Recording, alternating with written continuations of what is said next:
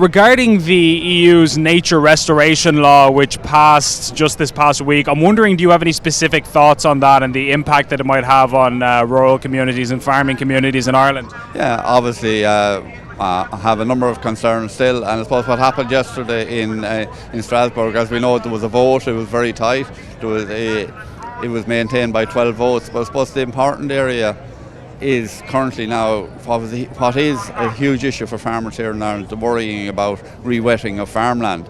So that is dealt with in Article 9, and what also happened yesterday, as people may not be aware of it, Article 9 was voted down yesterday, so that means it's out of the negotiations currently as regards the European Parliament. But where the next process now is, it goes to trialogues, and what that means is there will be negotiations between the European Parliament, the Council of Ministers and the Commission itself. And if you remember, it was the Commission that brought this proposal forward initially, and obviously it would have been very, very challenging for farming. Our own government's position was they felt the same, that it was too restrictive on farming. So the situation we're in now, and I think this is very important, and it's very important for our own MEPs now as well, that they continue to support the Article 9 continues to be excluded from the nature restoration law, which will mean farmers will not have to re-wet their farmland. So from that point of view, it's a positive. But look, there was 140 amendments proposed and voted on, either that were passed or rejected yesterday.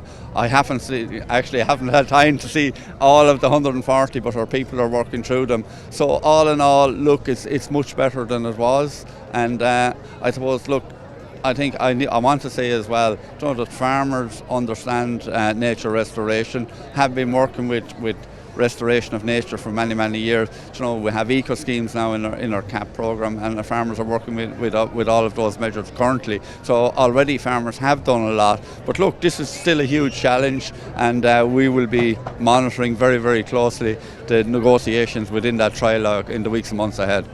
The European People's Party, which is, as you know, the biggest grouping in the European Parliament, and Fine Gael is a member, though they voted against their group, they came out very strongly against this law, and they were saying that one of the many concerns they had was that it would empower environmental NGOs and groups like Extinction Rebellion and so on, climate activists, to effectively take governments to court over various schemes and plans and projects that they were working on, and they could use that to stall economic progress. And I'm thinking that here in Ireland we already saw on Tashka taking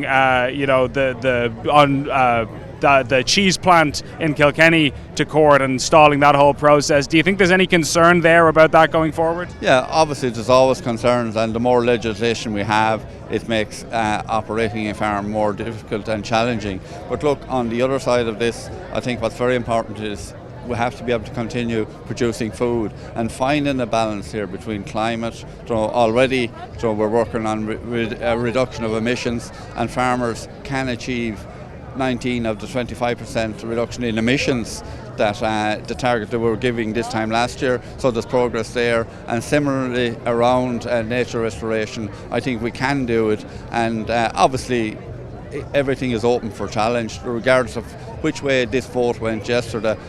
It will be still open to challenge by any group. And I suppose, look, we have to say that's the entitlement of any group. I can't say that somebody can't challenge something. That's the system we have. And but look, it is, I suppose, just to reassess where we are now. We are in a much better place today than we were before this vote yesterday, in particular around Article 9. But as I just want to stress, this is a very important part, the re-wetting, in particular for countries like Ireland, the Nordic countries in Europe as well. And I suppose just to show the pressure coming from farmers, we had 20 member states.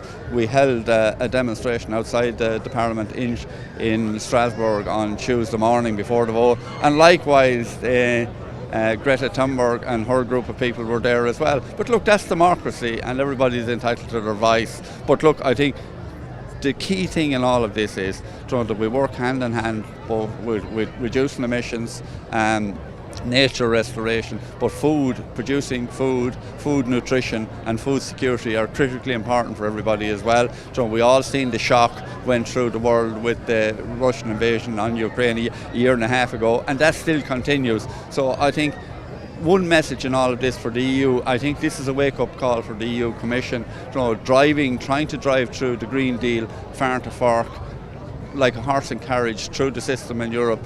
It has been slowed down somewhat now, and I think that's a very important message, and people need to rethink to ensure that there's enough of food in the system, not just for the people in Europe, but obviously in third world countries where people this morning are struggling to get food on the table today.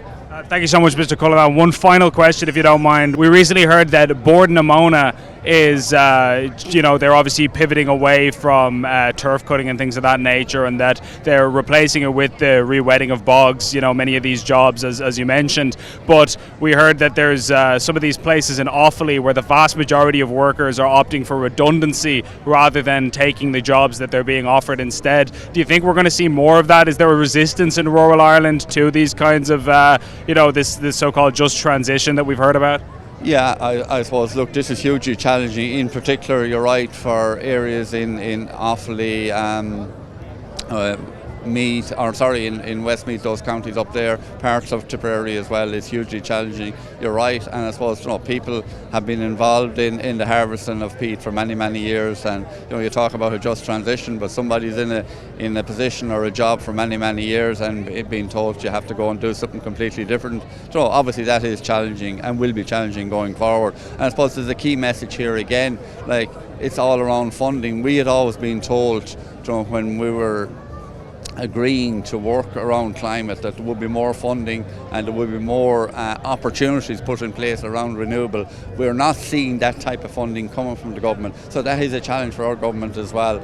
If they want to keep engaging and working with farmers, well then if they want some farmers to diversify in areas like Borden Amona, well then there needs to be proper funding and proper proposals for newer industries put in place.